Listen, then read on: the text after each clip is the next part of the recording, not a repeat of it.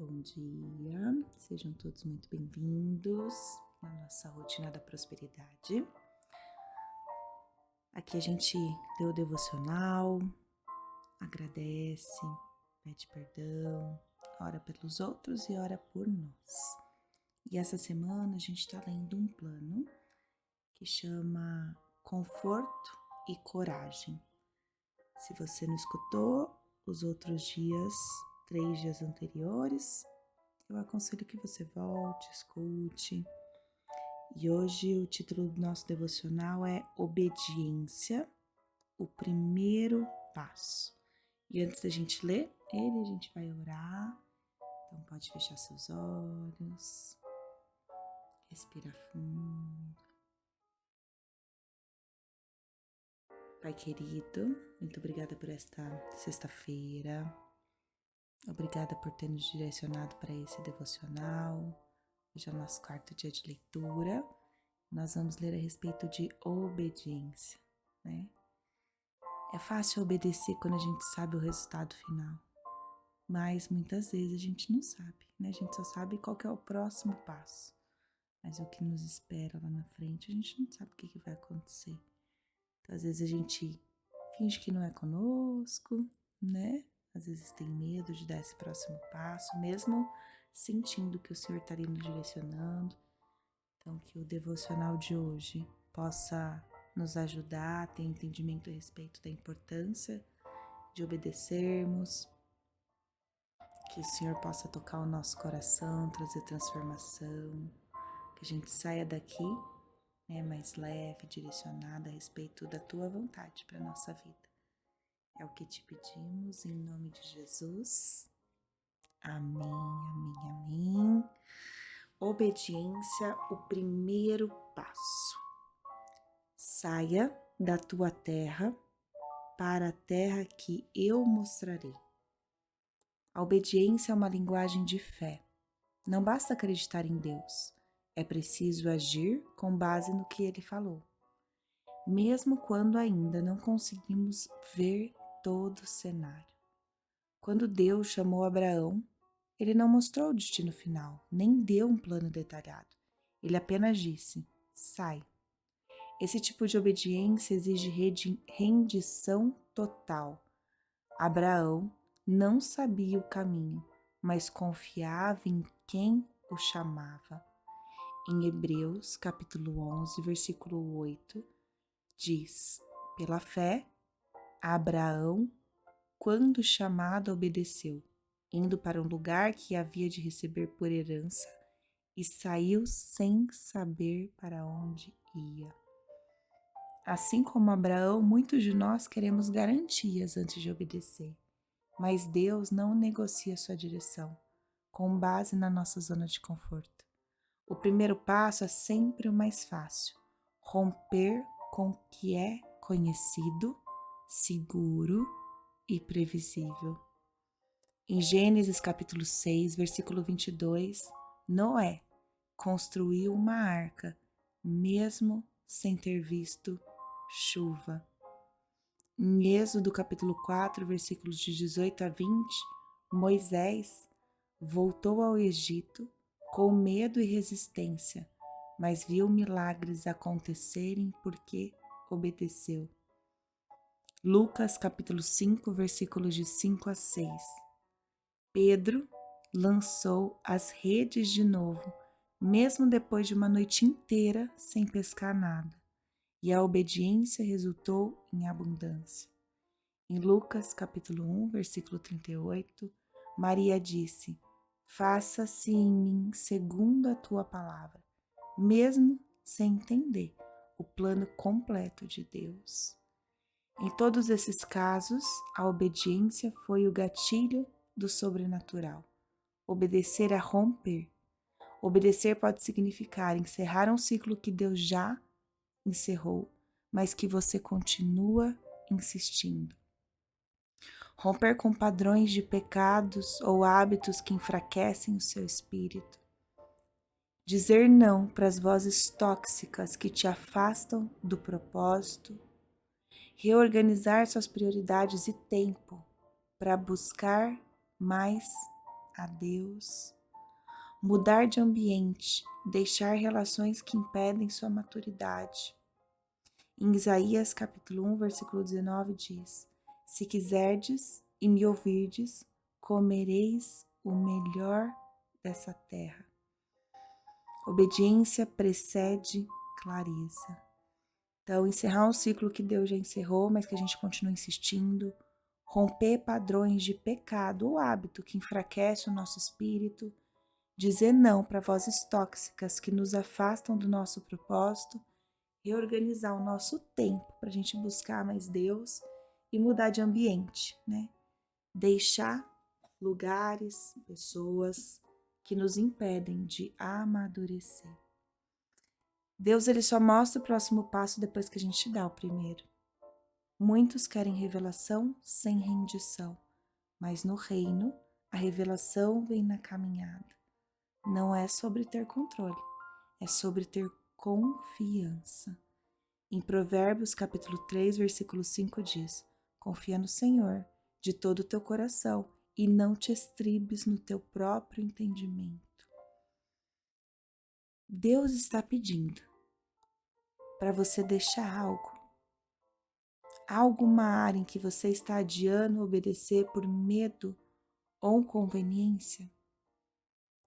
Você tem justificado sua desobediência com esperar mais confirmações? Obediência parcial é desobediência disfarçada. E agora a gente vai orar. Pai, nós não queremos viver pela lógica, mas pela fé. Mesmo que a gente não entenda tudo, nós escolhemos obedecer. Rompe em nós o medo de perder o controle. Que o nosso sim libere o teu mover na nossa história. Mostra-nos onde precisamos romper, o que precisamos deixar e o que precisamos iniciar. Que o Senhor nos dê coragem para dar o primeiro passo. Em nome de Jesus. Amém, amém, amém. Que a gente possa obedecer e depois, às vezes, até voltar. Ler esse devocional de novo, ouvir de novo essa palavra. Porque às vezes a gente tá igual, a obediência parcial é desobediência, né? Então que o Senhor possa tocar no nosso coração, que a gente não fique esperando mais confirmações para que a gente possa obedecer, né? E agora a gente vai agradecer. Em João capítulo 4, versículo 24 diz: Deus é espírito, os que adoram a Deus têm que adorá-lo em espírito e em verdade. Esse texto ele faz parte do diálogo de Jesus com uma mulher samaritana. Ela questionava onde seria o lugar certo para adorar a Deus, né? No Monte dos Samaritanos ou em Jerusalém, como diziam os judeus. A resposta de Jesus mostra que a adoração verdadeira ela não depende de lugar físico, mas da essência do coração. Deus é espírito, significa que Deus não está limitado a um espaço físico, templos ou rituais externos. Ele é eterno, invisível, infinito. E ele continua: os que adoram a Deus têm que adorá-lo em espírito e em verdade. Adorar o espírito deve partir do nosso interior, do nosso coração sensível a Deus. Não é apenas cantar, se ajoelhar, mas ter uma conexão verdadeira com Ele, pelo Espírito. Adorar em verdade. Não basta emoção ou religiosidade. A adoração precisa ser baseada na verdade revelada por Deus, que Ele é e o que fez. Isso inclui nosso contentamento, conformidade com a palavra. Então não é só vir aqui e agradecer da boca para fora. É sentir isso, é se conectar verdadeiramente, né? E isso pode acontecer em qualquer lugar, porque Deus ele está em todo lugar. É mais sobre como a gente se entrega e de que forma a gente faz isso, né? Então a gente precisa ser sincera, né, com Ele. Então eu vou ficar em silêncio para que a gente possa agradecer do fundo do nosso coração tudo que Deus tem feito. Vamos fazer isso agora.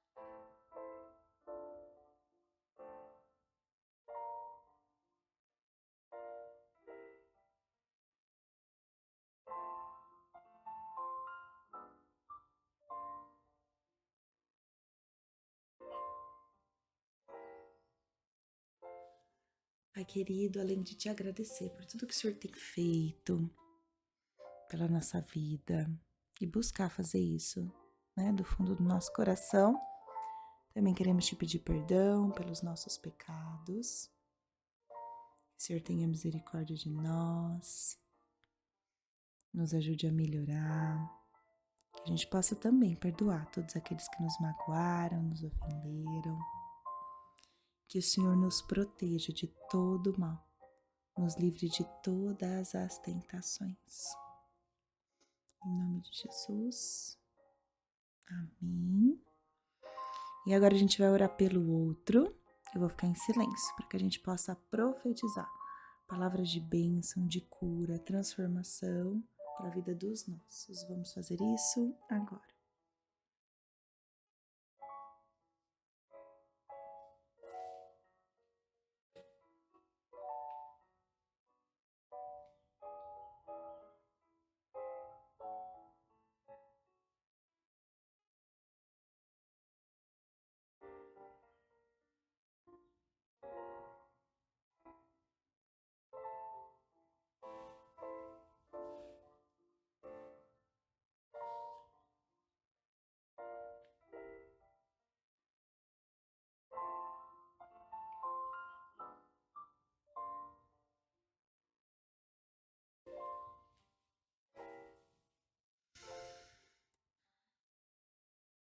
Agora a gente vai orar por nós. Em Mateus, capítulo 6, versículo 7 diz: Quando vocês orarem, não repitam palavras que não significam nada, como os que não creem no nosso Deus, pois eles pensam que por causa das suas muitas palavras, Deus os ouvirá. Jesus está ensinando sobre a verdadeira oração no Sermão do Monte. Ele contrasta duas formas de orar. Não significa que a gente não pode repetir uma oração, né? Jesus no Getsemane, ele repetiu suas palavras em oração. O ponto aqui é repetir mecanicamente, sem fé, sem sinceridade, como se a quantidade de palavras convencesse Deus, né?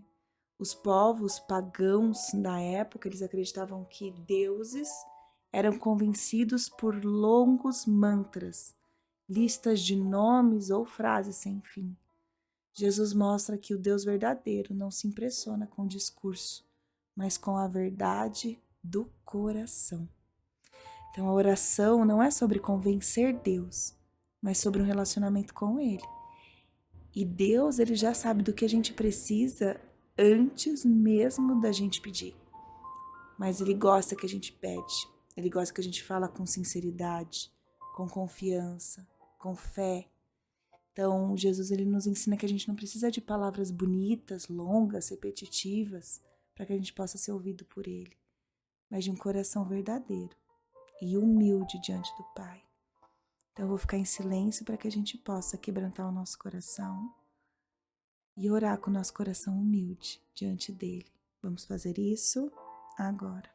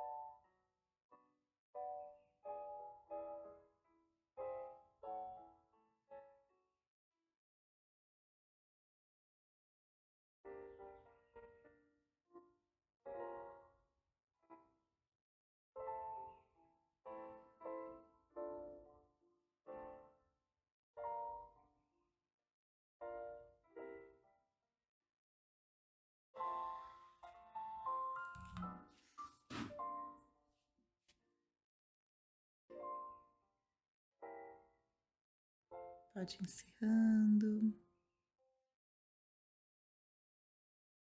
sua oração.